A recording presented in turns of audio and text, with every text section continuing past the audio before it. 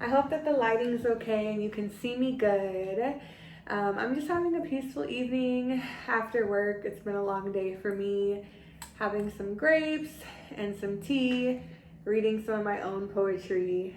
I just finished writing a little bit too. And I just wanted to come and talk to you guys. Yeah, thanks for tuning in. Welcome to my channel, Shaki Satomi. Follow me on all social media platforms at Shaki Satomi. I'll put the handle somewhere on the screen. This is for anybody who questions why people act the way that they do, right? I think we're all so beautiful and unique in that way, despite society encouraging us to conform and behave a certain way. That's why there's societal norms. This is what you should do, this is what you shouldn't do, what's cool, what's normalized, because since the beginning of time, if you can force people to conform and act all uniform, it's easier to have control over the masses if they conform.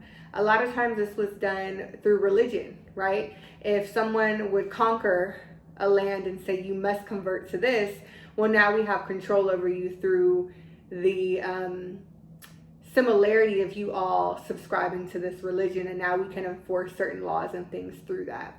So excuse my little tangent going off, but I'm gonna bring it back to the point. So in a society where we're encouraged to conform and assimilate, which is if you're of another culture, you come to America, they want you to adapt and have American culture and tendencies, right? Don't name your children unique names, give them Sarah, Jake, simple names, so that way it's easier for people to say assimilate, lose your culture and become more palatable or malleable, easier to digest for people. And so I think with a name like Ashaki, my name means beautiful friend. There's a whole story behind it, but it's a West African name. And since I've been younger, people have kind of made fun of my name and said Ashika, or like some people just don't even try and say Ashley. And I've had a chain of life events that have made me hate my name at one point, and that sounds so crazy to say because now I love it so much, and where it comes from, and I know that there's power in that. And I've always believed that the names that our parents give us hold weight, right? Your name is a huge part of your identity, and some people even change their names, and you have the power to do that, but it's an identifier. And if you look at people and you ask them the meaning of their names, sometimes it's kind of like a foreshadowing of who they are going to grow into and become. I say this to say, on this whole self-love journey, my tattoo, so loving yourself is revolutionary in the society that we live in, because everything forces you to conform, to stay the same, to, if the whole crowd is going left, you go left too, don't go right. And it's scary to go right. It's scary to go against the grain, to go against the crowd, because you're going to stand alone until other people may look at you and say, you know what, I want to do that too. That's cool. I'm going to join, until people start catching on. So to be a trendsetter, for example, and wear black in a world where everyone is wearing pink, or vice versa. That's just an example, right? It takes a level of courage, right? Behind so much is being courageous. You have to be courageous to step out of your comfort zone. Where is growth? Outside of your comfort zone, right? You have to be courageous to go into the unknown and then do things differently. We may do something, what's the definition of insanity? Doing the same thing over and over and expecting different results. Even though that is true, people will do the same thing over and over and get complacent and still complain, but they won't do something different because it takes courage, because something different leads to the unknown. It's not familiar. People like predictability. They like to be able to predict things because it gives you a perceived sense of control over your environment. And if you have a perceived sense of control, then it doesn't attack your self-schema or your view of yourself. So along the lines of being authentic and genuine and loving who you are, first off, you have to figure out who you are. So you have to let that mask down, let it go, and get to know yourself and do inner work. And as you explore that and find out and branch out, you have to not only have self-worth, encouraged, but you have to have a relationship so deep with yourself and a sense of self that no matter what anyone says, you can't be swayed. People will project, right? They will project onto you their own insecurities, their own shortcomings, their own fears, because what you're doing is frightening, because it's not predictable. It's going against the grain. For instance, if you have a lot of famous people will say, oh, or rappers or anybody, my mom, or, you know, a lot of people of immigrant parents will say, my mom said never do that. My parents said don't do that. And they're successful now. I think when our loved ones encourage us not to do certain things, it's not from a place of ill will. It's from a place of they never followed their dreams, or they've never seen someone follow their dreams and be successful. So they're trying to protect you from the hurt, from falling, from failing, not knowing that there's a possibility that you can obtain and reach your goals. So it's coming from a place of love, of wanting to protect you and do what's worked for them. We all live different lives though, right? And so I think it's important to chase your dreams and even figure out what they are as you begin to learn who you are. But in that journey of chasing your dreams and figuring out who you are, there's going to be so many, and I call them devilish functions, right? That will be put in your crossways, in your pathways, right? A long time ago, I have a lot of dreams that kind of give me messages and significant things. But what's coming to mind is if you're going on a trip, you're driving, hiking, we'll say driving, right? And there's a tree that's fallen down across the road. Well, you can't get over until that tree is moved, right? You're delayed, and now you have to be creative and think of a way to get around this obstacle. Or you can turn around and go back. You came down, so you know it's familiar to go back, but you're not going to grow. So now you're kind of confined. So you have to challenge the limits that society can place on you, but also speaking to the universe, speaking to God, letting them know that when an obstacle comes, are you going to back down? Are you going to buckle and back down? Are you going to get creative and meet adversity with not joy, eventually joy, but really learn how to alchemize anything thrown your way and mental reframe and say, instead of saying this is happening to me, really looking at, wow, this is happening for me. If an obstacle arises and it's challenging and you have to learn how to navigate it and overcome it, there's growth on the other side of that. You now have more knowledge and wisdom that you didn't have had that difficult situation not came into your life, right? And the more experiences we have, the more pathways that creates between our neurotransmitters, expanding our knowledge, right? Giving us more game, right? Giving us more lived experience and wisdom to navigate other life experiences, letting us live a higher quality of life if that's what you strive for, right? So I think that looking at not the brighter side and it being toxic positivity, but in a means of coping with everything, seeing there's a lesson, right? The beautiful thing about life is if you don't learn the lesson the first time, it'll happen again. It'll happen again for you to try to learn again. And if you don't learn, it'll happen again. It'll happen again.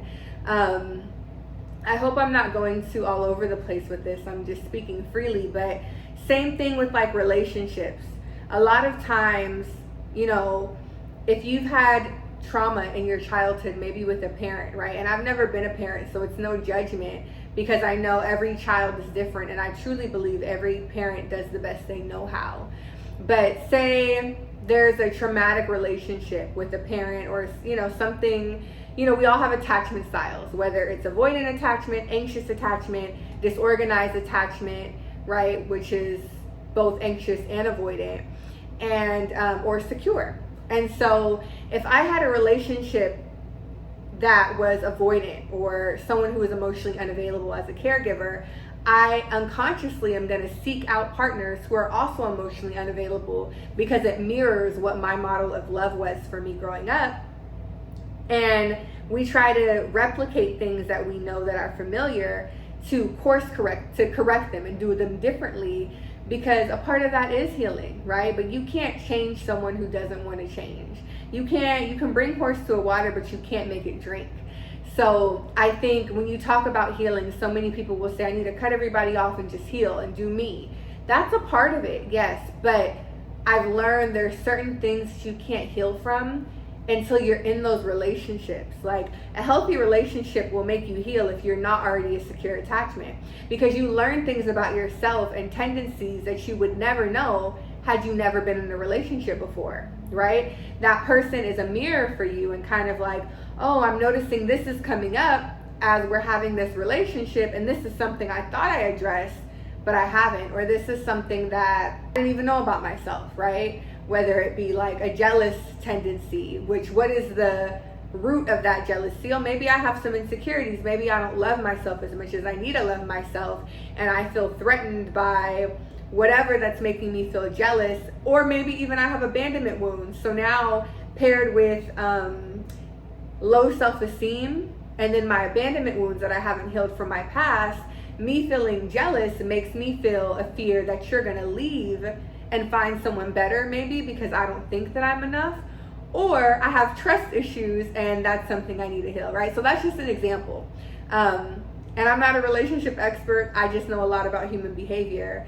And you know, I can't speak on things that I haven't experienced myself, as far as like a healthy marriage and things of that sort. But I'm sharing this because it all comes back to self, right? I saw this quote, and it was like, how you change people is moving from a place of love and from a heart-centered space, right? And whether you believe in the universe, whether you believe in God, Allah, Yahweh, so many different people, right? I think that what we all can agree on is that there's humanity. We have human nature, right? Whether you believe God is within you or the universe is within you, we're all synced, right? And the goal is one in body, mind, and spirit, but we're not there. People are hurting and suffering, and a lot of that has been passed on generations, and people don't even have the self-awareness to realize their actions of like, wow, I'm hurt, so I'm hurting other people. People don't think about it. They just are reactive and do. I say that to say, when you heal yourself, you help everyone heal collectively. Because when you're healed and you come from a place of love and heart-centered and sincerity and being genuine, your interactions with other people rub off, right?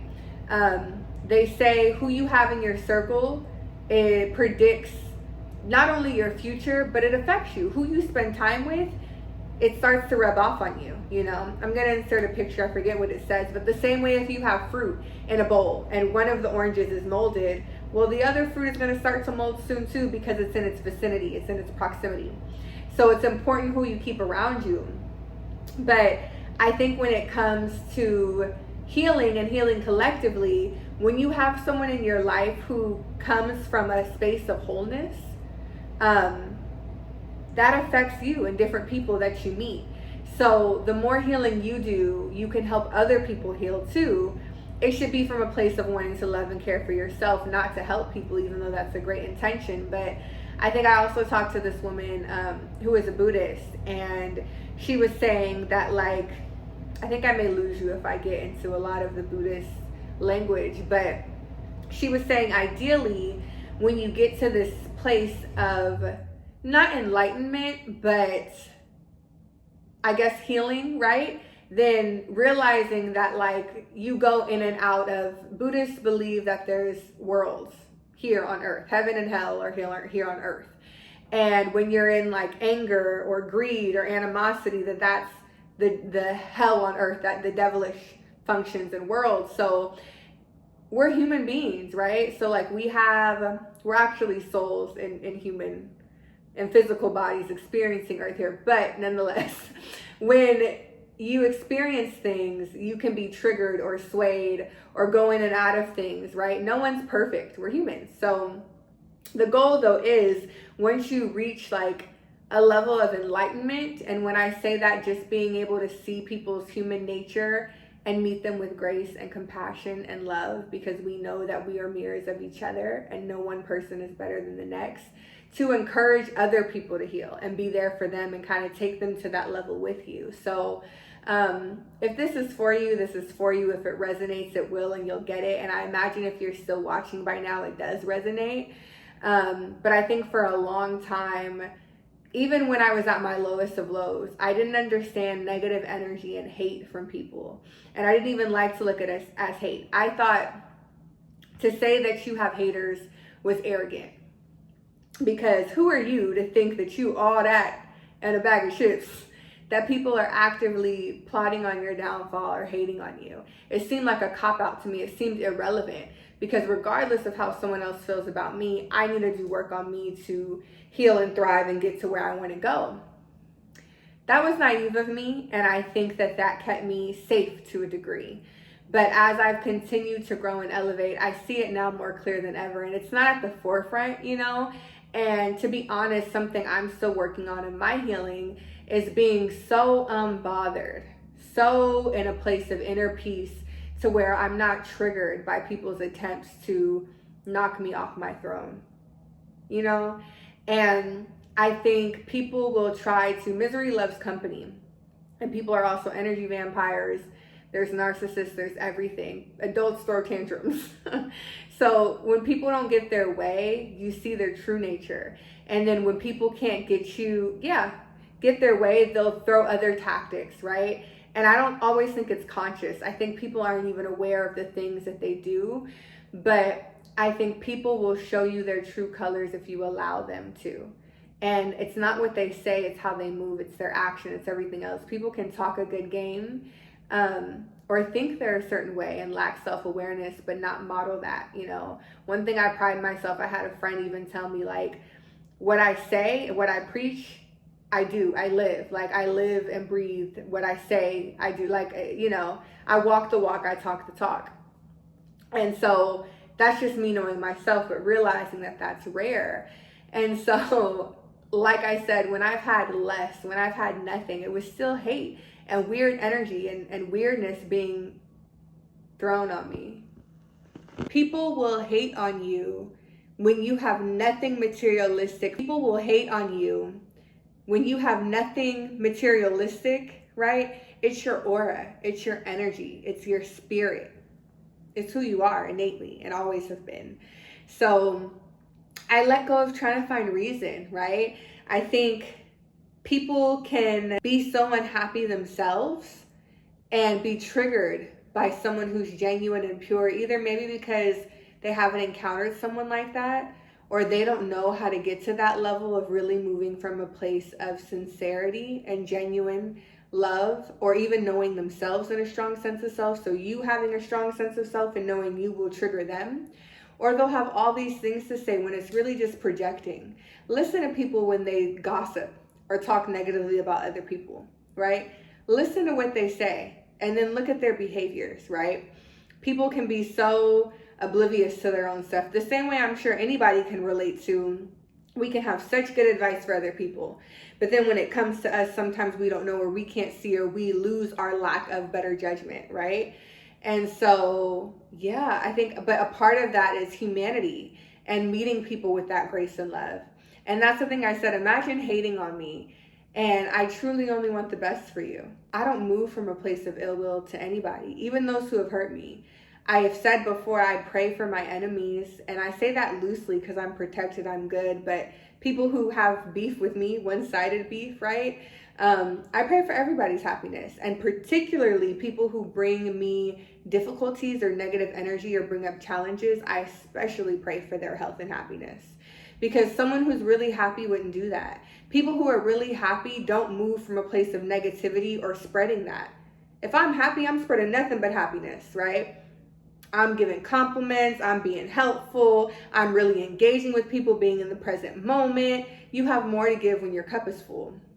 Now, if I'm unhappy or irritable, right, then I could be mean, rude, put other people down, make myself feel better. I don't do these things, but I'm trying to understand and see what people do, right? If someone's truly unhappy, then seeing someone who is happy is going to frustrate them. If someone's truly unhappy, then gossiping and talking about other people and their business is going to make them feel better because it's a distraction from them looking at themselves, right? If someone truly doesn't know their worth and is only seeking external validation, then they're going to do whatever to get attention, good or bad, right? Even if that means throwing someone under the bus, right? People, we all need to heal. But again, people aren't as self-aware of themselves. And as I say this, I'm not at all saying I'm perfect. Far from it. have a past, still healing and growing, right? But it's the willingness to be open-minded. It's the willingness to learn. It's the willingness to take accountability and admit when you're wrong and forgive yourself and apologize to those when there needs to be apologies, right? And to pray on it and to grow and to heal and to learn. And we're only as good as the information we have today. And people can only meet you as deeply as they met themselves. And we're in a world where most people are running from themselves. A lot of people's biggest fears are sitting with themselves. That's why social media is so big. People scroll. They don't want to just sit with themselves. People don't know how to intentionally spend time with themselves, right? Or people will have vices, whether it's, drugs, alcohol, being intimate, gambling, shopping, shopaholics, right? Or working out even can become toxic, right? Too much of anything is bad, right? And I think people will try to escape themselves or be around people all the time so that way they're never alone. So many people are afraid of being lonely or alone.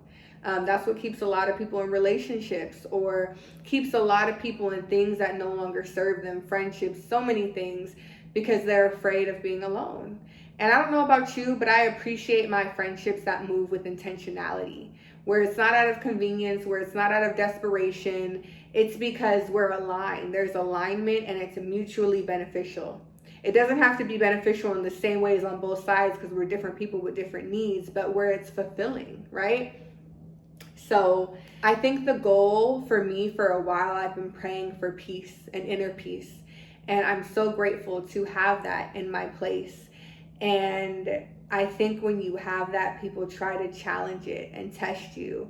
And you could even say it's people, or you could say it's God or the universe seeing like, how much growth have you really done, right? If this comes in, are you going to allow it to get you off course, raise your blood pressure, get you out of character, really derail you or distract you from your goals and your dreams or your mission and your purpose? Or are you going to learn how to handle it and alchemize that and use all that negative energy sent to you and return it to sender, right? Or move on. And the goal, like I said, eventually is to be so unbothered where I'm just like, oh, right? A lot of people think it's a weakness to not clap back or pop off at somebody when they do something crazy, when really it's a strength.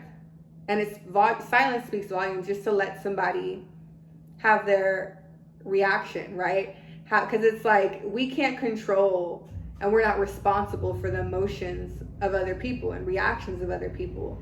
But we can get so triggered and reactive, and it's another thing, being aware of your triggers. You can't always avoid your triggers, but learning coping mechanisms to deal with them, to stay grounded, to stay cool, because all that negativity and those distractions and people triggering you, that's devilish functions. That's trying to get you off your base, off your rock, right?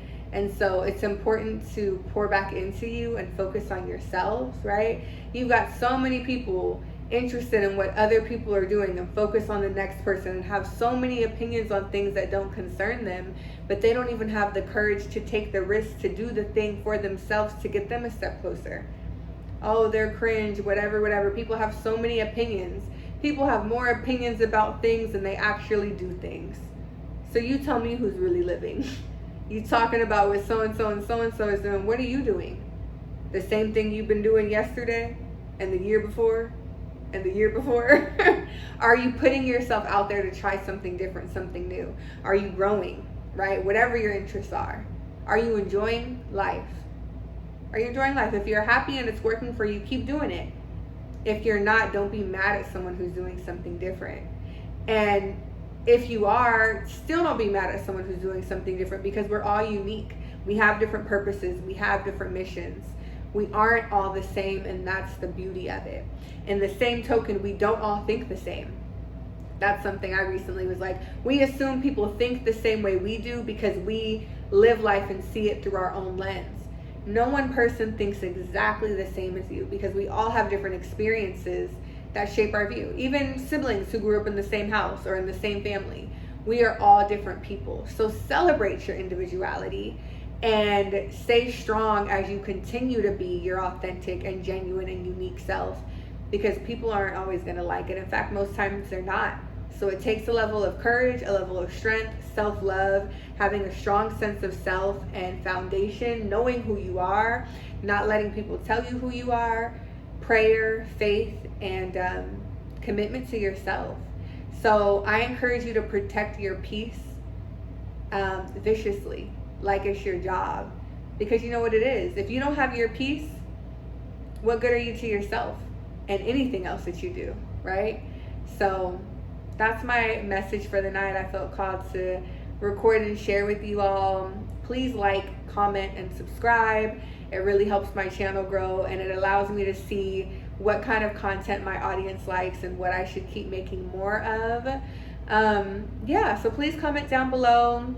Let me know if any of these topics resonate with you or things that you've dealt with or your view on them, or even where you're at in your healing journey. Whether it be fears or things that you've learned, strengths, anything. Please keep the negativity away. But at the same time, right, you have free will. If you want to comment, whatever comes to mind, please do. I also share, I was talking to this guy a few years ago.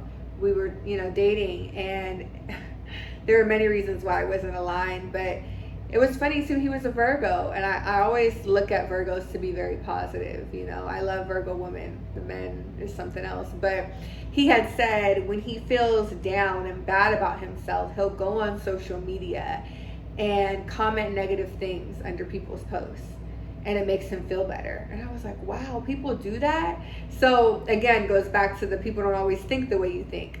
I say that to say some people are so just negative and nasty. I've always thought it takes so much energy to comment. Why would you comment something negative? If you don't like it, scroll away. Why are you spending time commenting?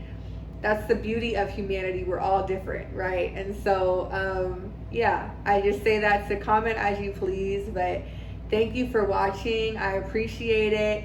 Follow me on socials at Shaki Satomi. Let me know what other types of content that you'd like to see. And I appreciate you for watching. Protect your peace like it's your job. Love yourself and know that you are always enough. You have always been enough.